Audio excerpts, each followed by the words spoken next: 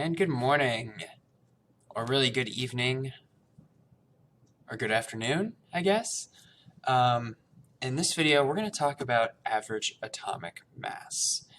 Now, for my soil and chemistry students following along, particularly the honor students, this is page 22 of your packet that we are following along on.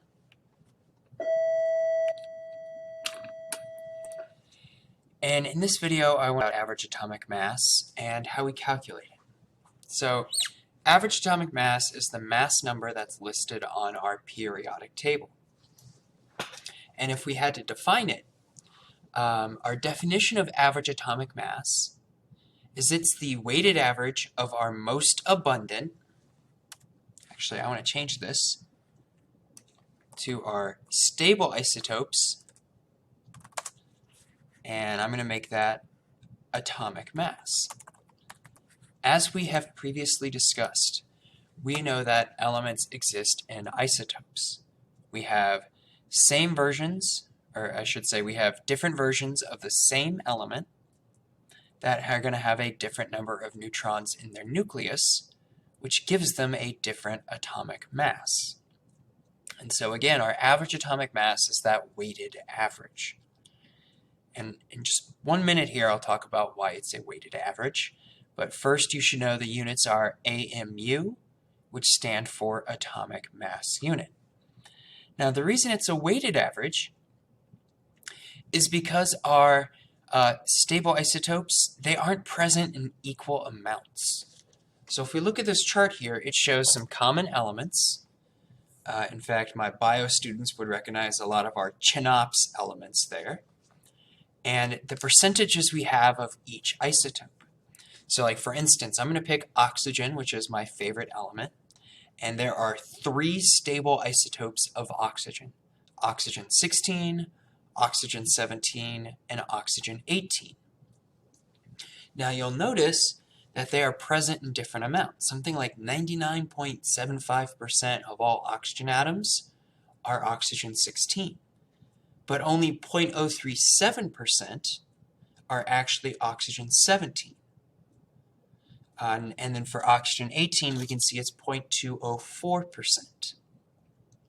So again, they're not all present in equal amounts, so we can't just add up those masses of 16, 17, 18 and divide by 3, because there's way more oxygen 16 than the other isotopes. So we do something that's called a weighted average. So let's talk about that. So how we calculate that average atomic mass is we multiply the mass of each isotope by its natural abundance, which we're going to express as a decimal, and then we add everything up. And then as far as sig figs go, we're just going to round our answer to 2 decimal places. So let's try this on page 22 with number 1 there. And so we have 3 naturally occurring isotopes for argon, argon 36, argon 38, and argon 40. And so what we need to do first is change these percents to decimals. So again, number 1, we always want to make sure that our percents get changed to decimals. So you can do that 2 ways. 1, you can divide by 100, or what I think the easy way is to just move our decimal 2 places to the left. So I would just go boom, boom, and I would wind up with 0.00337. Same thing here, even though that's already a decimal, move it 2 to the left. So you get 0.00063, and then same for that last percent. Again, move that decimal 2 places to the left, so we get 0.9963. So again, first step, change your percent abundances to decimals. So move that decimal place in the percent, 2 spots left. Now, you're going to take that, what we call a relative abundance. Again, the relative abundance is our decimal form, and we're going to multiply it by its mass. So I take that 0.03337 times 36. I'm going to take that 0.00063 times 38, and I'm going to take that 0.9963 times 40. And then my third step, after I multiply, I add it up.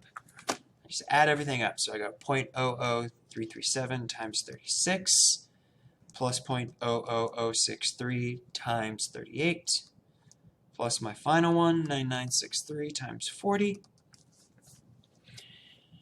And I get a really long answer on my calculator. I get something like 39.99726. As we mentioned before, just 2 decimal places. So I'm going to keep those. Oh, look, my 9 is going to round up to a 10. That carries over. So my numerical answer would be 40.00. And then my units would be AMU. Let's try another one on page 22 real quick here. Determine the average atomic mass of sulfur, which has 4 naturally occurring isotopes. Again, so step 1, change our percents to decimals. So we make them that relative abundance by, again, just moving that decimal place 2 spots left. Again, always make sure that you're moving it 2 spots, class. Particularly with those smaller percent abundances, you're really tempted just to leave them as they are. But again, for all of them, 2 spots left. And then we know we multiply it by the mass. And again, make sure you're using the right decimal, the right abundance with the right mass.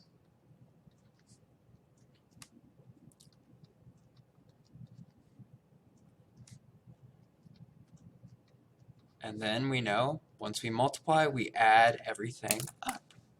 So 0.95 times 0.32, 0.0076 times 33, plus 0.0422 times 34, plus 0.00014 times 36. 2 decimal places. Always round to 2 decimal places. And we get 32.09 AMU. So dealing with percents is relatively straightforward. Let's try one on page 23, though, where we are given the number of atoms. So when you're given the number of atoms, what I like to do is I just like to tell students, turn that fraction into a decimal. So all I would do is say, okay, if 99 out of 100 atoms are nitrogen, I want that to be a decimal. I'm just going to go 99 divided by 100, and that's going to give me my decimal. So again, 99 divided by 100, and my decimal would be 0.99. And then that gets multiplied by my mass, which would be 14. Then for that second isotope of nitrogen, I'm going to do 1 divided by 100, which would be 0.01, and then times the mass of that second isotope, which is 15. So again, if you're given fractions, take the number of atoms you have, divide it by the total number to get your decimal. And then after I do this, multiply it, add it up, we get our average atomic mass of nitrogen as 14.01 AMU. That covers 2 ways we calculate average atomic mass. Good luck.